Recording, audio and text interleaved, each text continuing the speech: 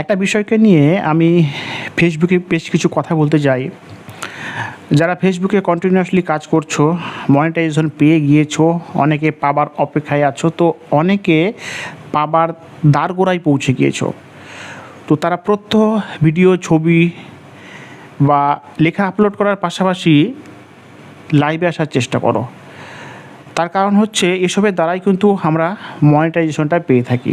But লাইভে আসাকালীন আজকাল অনেকেই একটা ভুলের শিকার হচ্ছে।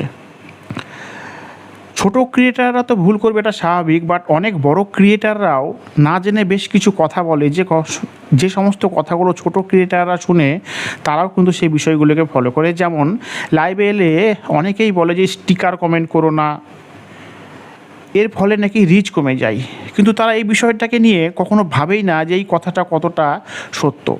বড় বড় ইউটিউবাররাও এই বিষয়টাকে নিয়ে রিসার্চ না করে এই কথাগুলো বলে। এর ফলে ছোট ছোট বড় বড় ফেসবুকাররাও এই সম্পর্কিত বিষয়ে না জেনে অনেক কথাই বলে থাকে, যার ফলে যারা কমেন্ট করে, আমাদের মতো ছোট ক্রিয়েটাররা যারা কমেন্ট করে, তারা কিন্তু তাদের এই কথাগুলো শুনে ভাবে কি যে সত্যি স্টিকার কমেন্ট করলে রিচ কমে যায়। ব্যাপারটা কিন্তু একদমই তেমন না।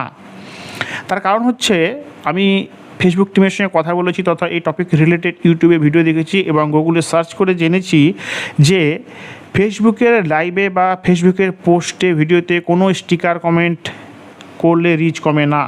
দেখো, ফেসবুক একটা অনেক বড় প্ল্যাটফর্ম, তারাই কিন্তু এই স্টিকারগুলোকে তৈরি করেছে। এবার একটা বড় প্ল্যাটফর্ম নিজেরাই স্টিকার তৈরি করবে, তাদেরই ক্ষতির জন্য এটা কি হতে পারে? নিশ্চয়ই না। তোমরা লক্ষ্য করে দেখবে যে আমরা অনেক সময় কিন্তু লেখার মাধ্যমে অনেকে মনের ভাব প্রকাশ করতে পারি না, তার জন্যই কিন্তু ফেসবুক এই স্টিকার কমেন্টগুলোকে বের করেছে। উদাহরণস্বরূপ, কারো বার্থডে যদি কেউ উইশ করে থাকে, সেই পোস্টে বা সেই ভিডিওতে তোমরা কমেন্ট করতে গেলে দেখবা ফেসবুকের তরফ থেকেই কিন্তু রিকমেন্ড করা হয় হ্যাপি বার্থডের স্টিকার।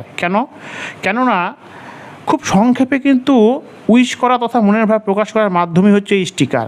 এবার প্রশ্ন হচ্ছে, যেখানে ফেসবুক নিজে থেকে আমাদেরকে রিকমেন্ড করছে স্টিকার কমেন্ট করার জন্য, সেখানে এটা কেমন করে হতে পারে যে স্টিকার কমেন্ট করলে রিচ কমে যায়?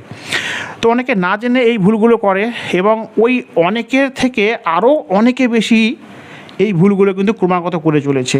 আমি একজনের পোস্টে কমেন্ট করছিলাম, সে আমাকে বলেছে স্টিকার কমেন্ট করলে নাকি প্রবলেম হয়।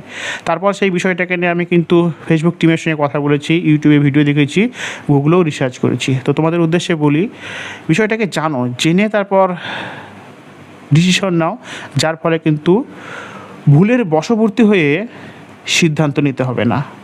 বাবাই।